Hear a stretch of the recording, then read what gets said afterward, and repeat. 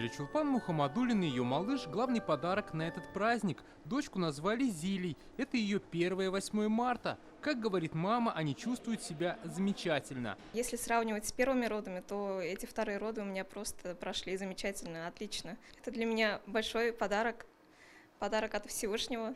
Зиля весит 3 килограмма, рост 50 сантиметров. Дома ее ждут трехлетняя сестренка Амила и папа. Он уже поздравил супругу по телефону. Как дела у вас?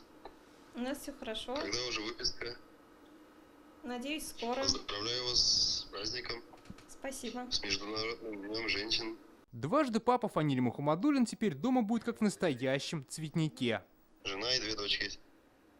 Теперь же за мальчик нужен будет.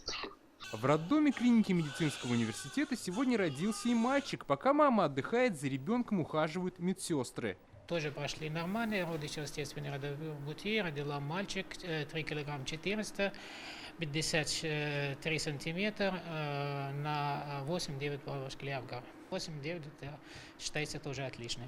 Всего свои первые лучи весеннего солнца в этом роддоме встречают 20 малышей. Родились здоровые детишки, поэтому в приподнятом настроении и дамы-медики, которые праздничный день провели на посту. Дмитрий Айригин, Рамзиль Гарипов, ТНВ, Казань.